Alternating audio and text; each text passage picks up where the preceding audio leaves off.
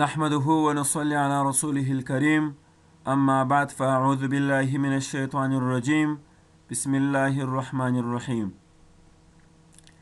د تجوید زده کړې یوټیوب چینل دوستانو، السلام علیکم ورحمت الله وبرکاته. امید لرم چې جوړ او روغ به یاست. دوستانو، د مخارجو د درسونو په ادامه سره راځو اووم مخرج وایو. مخکنی درس مو شپږم مخرج د کاف په اړه و. نننی درس اووم مخرج مخارج الجیم والشین والیا غیر المدیه.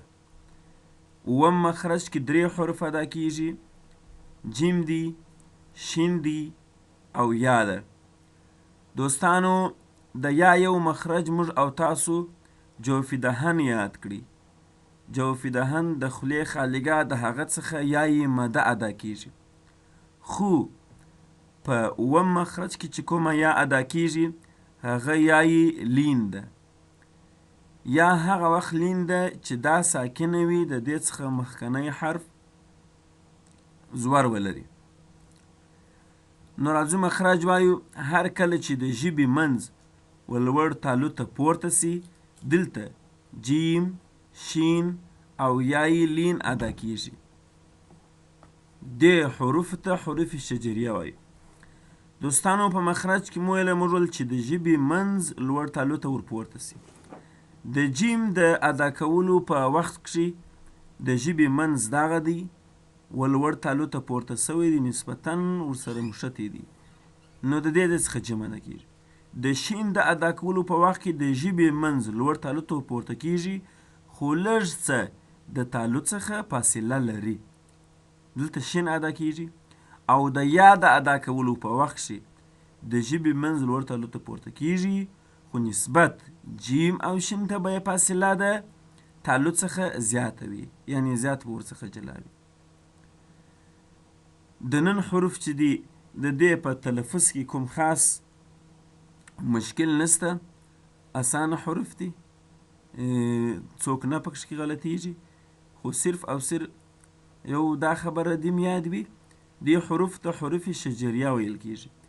شجریه ځکه ورته ویل کیږي چې دوی د شجر لسان څخه ادا کیږي.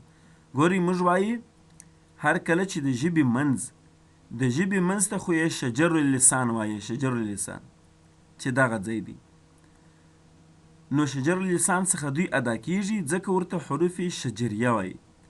حروف شجریه یعنی ځکه دوی د شجر اللسان څخه ادا کیږي. دغه درې حروف دي، جیم، شین او یا. د یا په اړه مې بحث کوي. یا چې ده یا غیر مده ده. موږ یوه یای مده وویله په جوف دهن کې ادا کېدله، چې دا به ساکنه وه، د دې څخه به مخکني توري زیر درلودی. خو دغه کمه یا چې ده په اووم مخرج کې دا یای لین ده یا یای متحرکه. یای لین هغه یا ده چې دا ساکنه وي، د دې مخکنی حرف زور ولري. او یای متحرکه هغه یا ده چې یا خپله حرکت ولري، زور، زیر یا پیش ولري. چې یې حرکت ودرلودي هغه یای متحرکه ده. او چې کله دا ساکنه وي، مخکنی حرف یې زور لري. لکه مثال په دغه غیر کې وګورئ دوستانو، د غیر مثال ما یې مثال چې نه دی راوړي، د غیر مثال ته ګورئ دوستانو، یا ساکنه ده، وړغندی لري، مخکنی توری چې غین دی هغه دا د زور لري، بس دغه یای لین ده.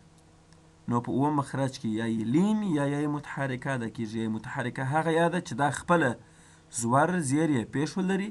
او یای لین هغه یا ده چې یا ساکنه وي، مخکنی حرف یې زور ولري. دغو درو تورو ته جیم، شین، یا، دغو درو تورو ته حروف شجریه وایي، ځکه شجریه ورته وایي چې دوی د شجر اللسان یعنی د ژبې د منځ څخه ادا کیږي. دوستانو، تجوید زده کړه یوټیوب چینل سبسکرایب کړئ، سبسکرایب مه هیروئ. د نن ورځې درس هم دومره و. والسلام علیکم ورحمت الله وبرکاته.